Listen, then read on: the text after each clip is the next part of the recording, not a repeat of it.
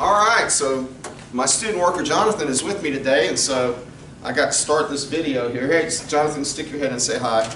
Hey guys. There he is, there he is. So I got to start the video sitting here already. Didn't have to walk to my chair. All right, so we're in chapter 9, which is the second chapter in the capital budgeting section of managerial finance. And so we're going to look at cash flows in this chapter. Well, is it chapter 9? Yeah, that's right, chapter 9.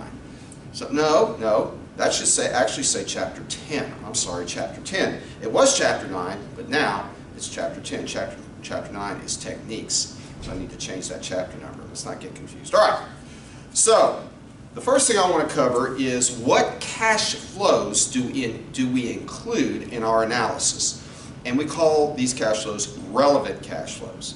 So the only cash flows that should be included in a capital budgeting analysis are those that will occur only if the project is undertaken. So if cash flows are slated to occur whether or not you go forward with a project, then you don't count those cash flows. We're working on a project in advanced finance right now, and a company has advertising. They advertise their services. They're thinking about adding a service, and the question arose, should we include the cost of advertising the new service as part of the cash flow budget? And the answer is no, because the advertising will take place regardless of whether the project will go forward or not. Therefore, you do not include the cost of advertising. You only include cash flows, either in or out. That will take place if you go ahead with the project. And these cash flows are called incremental cash flows. Incremental cash flows or relevant cash flows. All right, so cash flows that are, costs that are included in cash flows include opportunity cost and opportunity cost. So what is an opportunity cost? You learn this in microeconomics or in macroeconomics. This is the cost of lost or missed options that result by pursuing a project. All right, for example, is there another use for an asset you already own, like empty office space or raw land? So you got empty office space or raw land, you're thinking about adding a new product or service, and you look around and you go, hey, I've got this empty office space, so it's free, and I don't have to include the cost of the office space. Well, that's not true. What if you could lease that office or sell that land to someone else? Then by pursuing the project, using the office space or using the land, you do not have the opportunity to lease that office space or sell that land. Therefore, this is a missed opportunity, and you have to include the cost. Okay? So now we have to determine what amount do we use as the cost, as the opportunity cost. And the answer is you always use the current market value of that asset. All right. For example, let's say you're thinking about manufacturing and selling a new product. You need land, building, equipment, inventory, and people to build the product. You have a piece of land sitting empty that you can use. Is there a cost associated with that land? Well, we just learned that there is a cost associated with the land.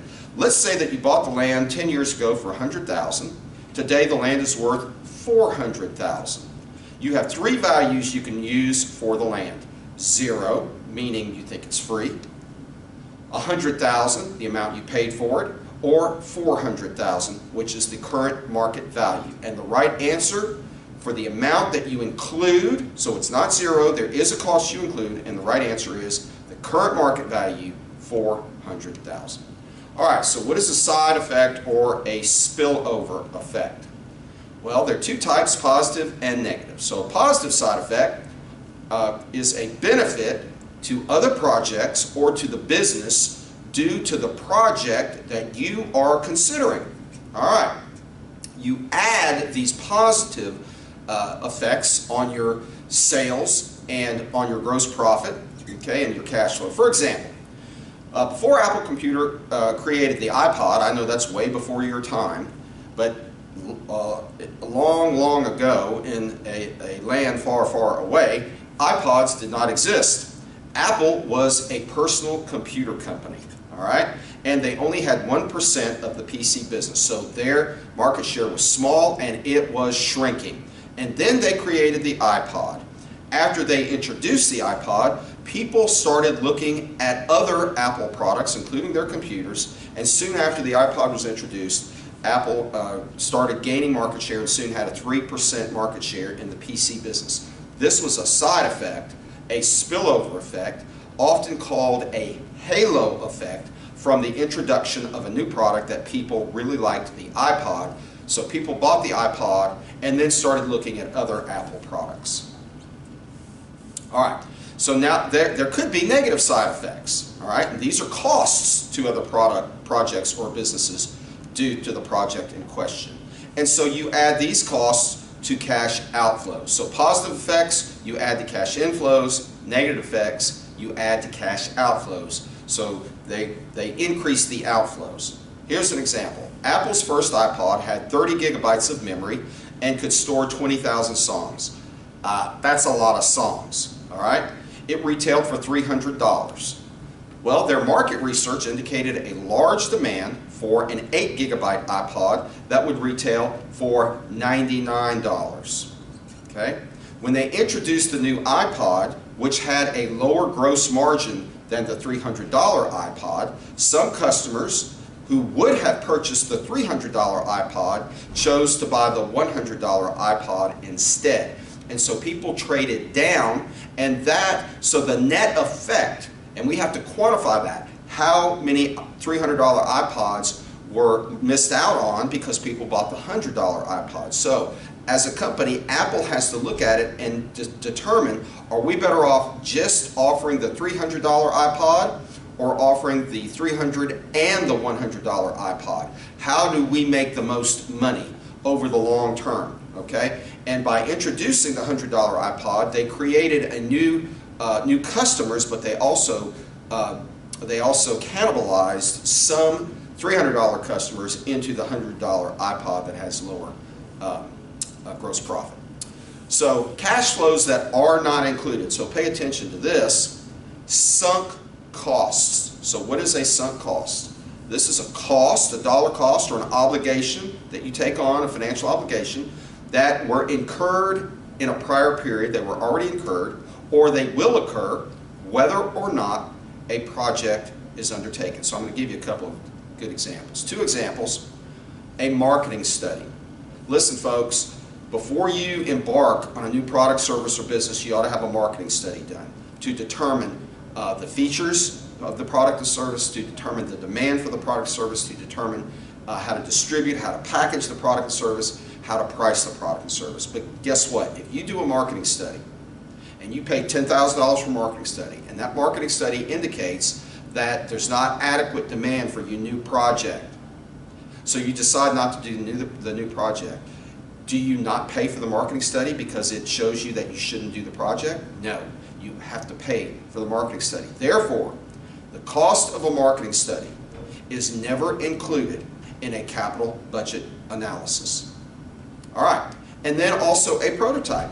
What if you put money into building a prototype and then you decide not to go ahead with the product or service? You can't get your money back. The product has been built, the money has been spent, you do not get it back. So the cost of a marketing study, the cost of a prototype, never included in a capital budgeting analysis. There you go. You don't get your money back, so you don't include it.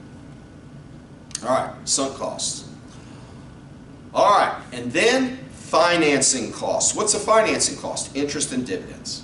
All right, these include interest expense and dividends. To determine our cash flows, we have to forecast income statements.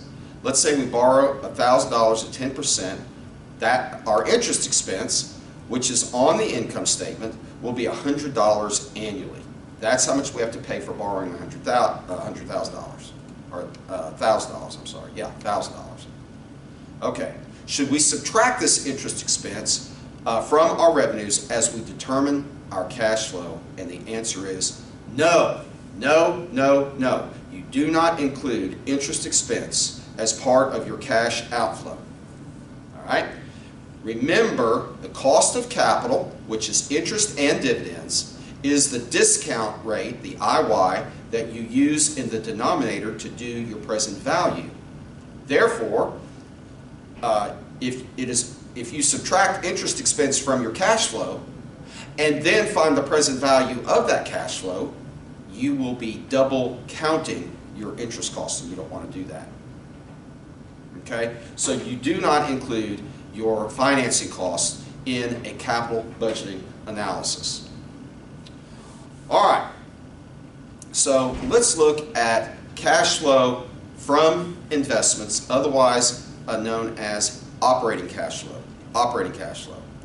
So cash flow from investments is equal to operating cash flow plus or minus net capital spending plus or minus changes in non-cash working capital.